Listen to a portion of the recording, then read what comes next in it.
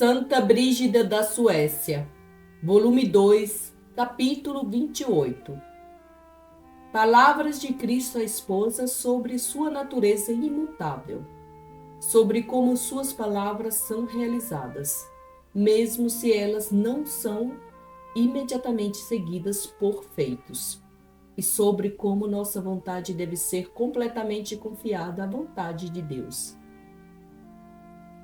O filho falou à esposa, dizendo: Por que te entristeces pelo fato daquele homem ter dito que minhas palavras eram falsas?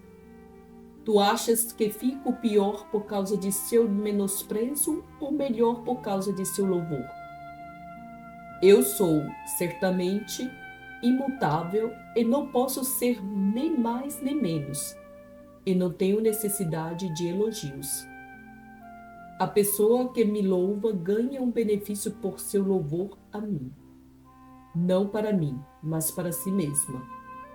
Eu sou a verdade, e a falsidade nunca procede ou pode proceder de meus lábios, já que tudo o que eu disse através dos profetas ou de outros amigos meus, em espírito ou em corpo, é realizado como eu pretendo, no tempo. Minhas palavras não foram falsas porque eu disse uma coisa em certo tempo e outra em outro tempo. Primeiro algo mais explícito, depois algo mais obscuro. A explicação é que, a fim de provar a segurança da minha fé e também o zelo de meus amigos, eu revelei muito do que podia ser compreendido de diferentes formas, tanto com bondade como duramente, por pessoas boas e más, de acordo com os efeitos diferentes do meu espírito, dando, assim, a eles a possibilidade de executar vários atos bons em suas diferentes circunstâncias. Da mesma forma que em minha divindade eu assumi a natureza humana como homem, também, algumas vezes, falei com a minha natureza humana, mas submetida à minha natureza divina. Outra vez, falei através da minha natureza divina, como criador da minha natureza humana, como está claro no meu Evangelho.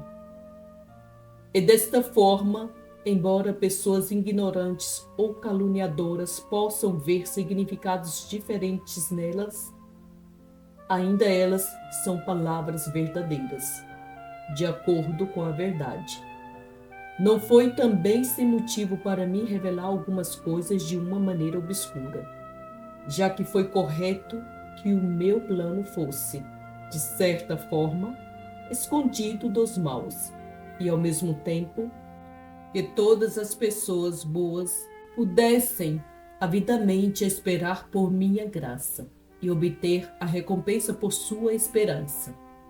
Por outro lado, se tivesse sido indicado que meu plano aconteceria em um momento específico no tempo, então todos desistiriam tanto de sua esperança quanto de sua caridade devido à grande extensão de tempo.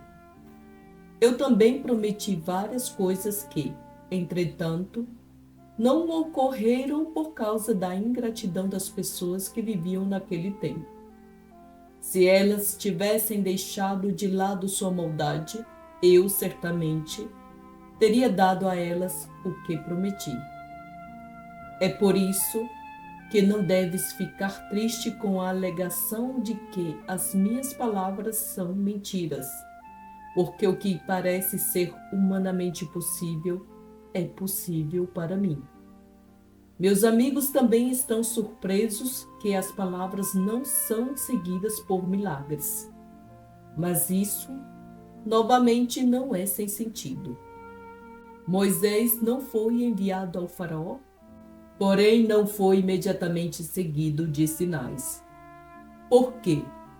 Porque se os sinais e portentos seguissem imediatamente, nem a dureza do faraó, nem o poder de Deus teriam sido manifestados, nem os milagres teriam sido claramente demonstrados. o faraó ainda teria sido condenado por sua própria maldade, mesmo se Moisés não tivesse vindo, embora sua dureza não tivesse sido tão manifestada. Isto também é o que está acontecendo agora. Portanto, sejas corajosa. O arado, embora puxado por bois, é ainda dirigido pela vontade do arador. Da mesma forma, embora possa ouvir e conhecer minhas palavras, elas não se ordenam ou ocorrem de acordo com a tua vontade, mas de acordo com a minha. Eu conheço a configuração da terra e como ela deve ser cultivada. Mas tu deves confiar toda a tua vontade a mim e dizer: seja feita a vossa vontade. Capítulo 29. João Batista alerta a esposa através da parábola na qual Deus é simbolizado por uma pega, a alma por seus filhotes, o corpo pelo seu ninho, os prazeres mundanos pelos animais selvagens, o orgulho por aves de rapina e a alegria mundana por uma armadilha. João Batista falou à esposa dizendo: o Senhor Jesus te chamou das trevas à luz, da impureza à pureza perfeita, de um lugar estreito para um amplo. Quem pode explicar estes presentes e como podes agradecê-los o tanto quanto deves por eles? Apenas faça tudo o que puderes. Há um tipo de ave chamado pega. Ela ama seus filhotes, porque os ovos dos quais os filhotes vieram estavam antes em seu ventre. Esta ave faz um ninho para si com coisas velhas e usadas, por 3 razões. Primeira, como um lugar de repouso. Segunda, como abrigo de chuva e da pesada estiagem. Terceira, a fim de alimentar seus filhotes quando eles saem dos ovos. A ave choca sua cria sentando amavelmente em cima dos ovos. Quando os filhotes nascem, a mãe os provoca a voar de 3 formas. Primeira, pela distribuição da comida. Segunda, por sua voz solícita. Terceira, pelo exemplo do seu voo.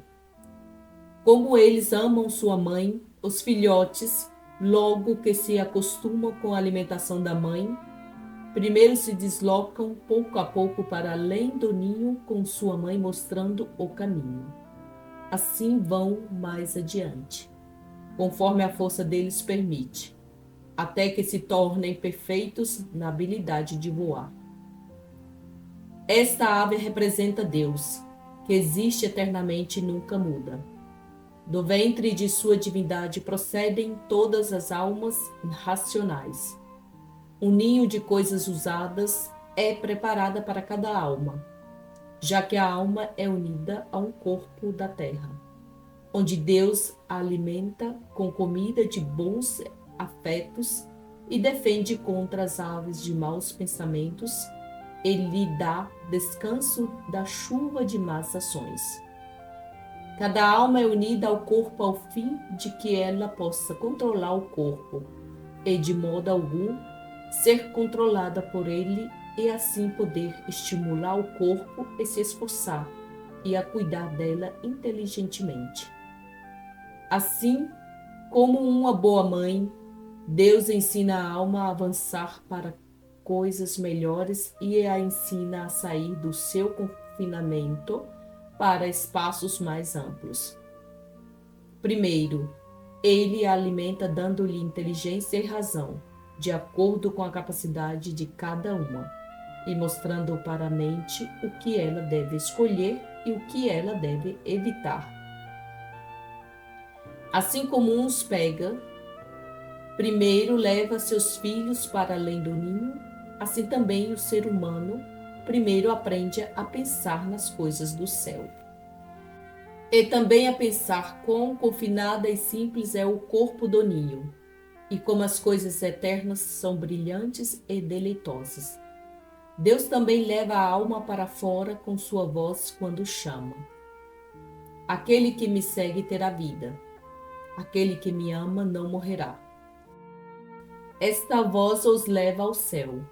Qualquer um que não a ouve é ou surdo ou ingrato ao amor de sua mãe. Terceiro, Deus leva a alma para fora através de seu próprio voo, isto é, através do exemplo da sua natureza humana.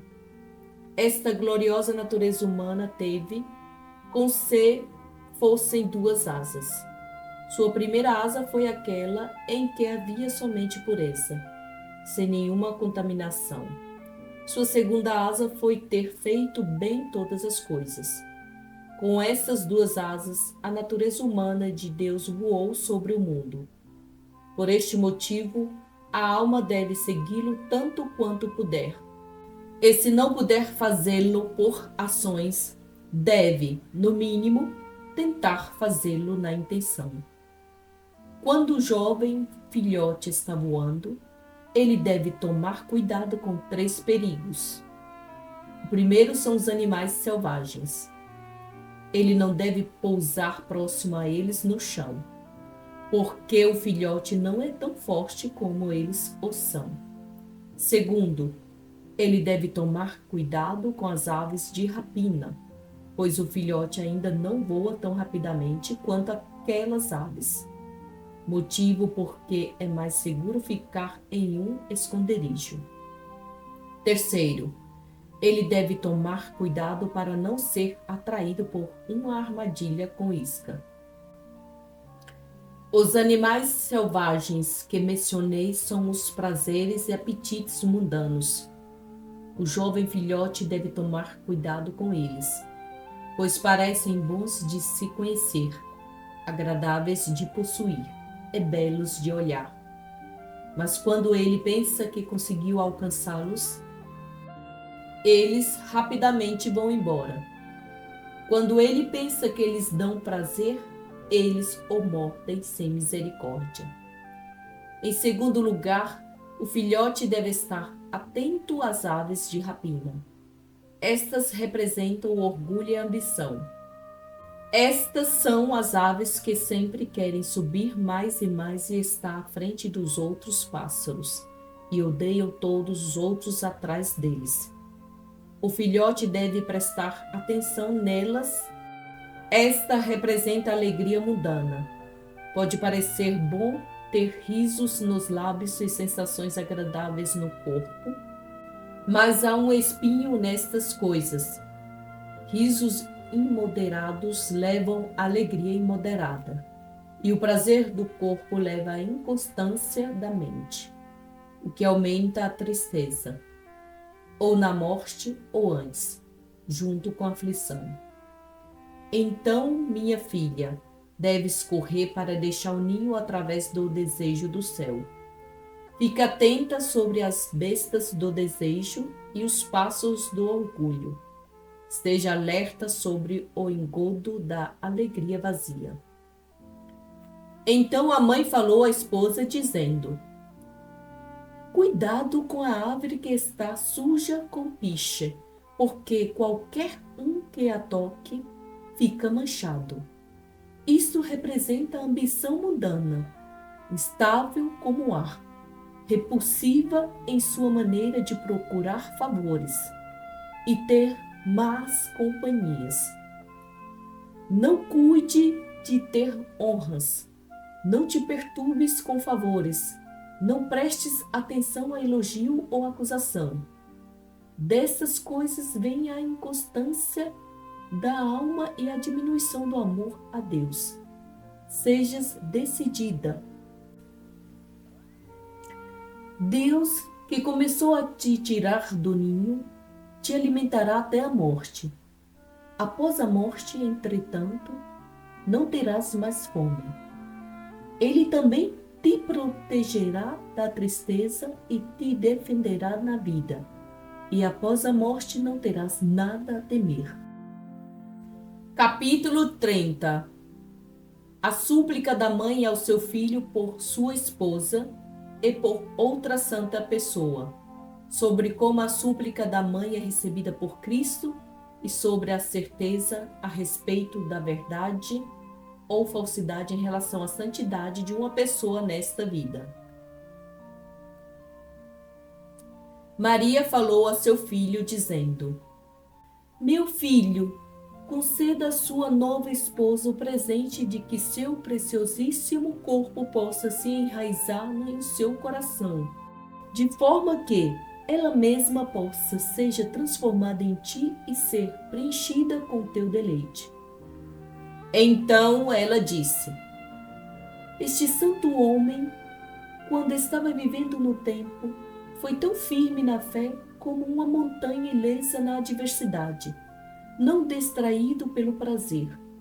Ele foi tão flexível à tua vontade quanto o ar que se move para onde a força do teu espírito quer conduzi-lo. Ele foi tão ardente em teu amor quanto o fogo, aquecendo os crescidos no frio e atingindo os maus. Agora sua alma está contigo na glória, mas o vaso que usou está enterrado e descansa em um lugar mais humilde do que é digno. Portanto, meu filho, eleve seu corpo para uma posição mais digna. Faça essa honra, porque ele te honrou em seu próprio pequeno caminho. Eleve-o, porque ele te elevou ao alto tanto quanto pôde por meio de seu trabalho. O filho respondeu: Abençoada és tu, que nada negligencias nos assuntos de seus amigos. Veja, mãe, não é certo dar o bom alimento aos lobos. Não é correto enterrar na lama a safira que mantém todos os membros saudáveis e fortalece o fraco. Não é bom acender uma vela para um cego. De fato, este homem foi firme na fé e ardente na caridade, já que ele foi pronto para fazer minha vontade com a maior moderação. Portanto, ele tem sabor para mim como de alimento bom preparado pela paciência e pela tribulação. Doce e bom na bondade de sua vontade e afeições. Ainda melhor em seus viris esforços para melhorar. Excelente e mais terno em seu louvável modo de terminar seus trabalhos. Portanto, não é correto para tal alimento ser exposto perante os lobos, cuja fala astuta é nociva para todos.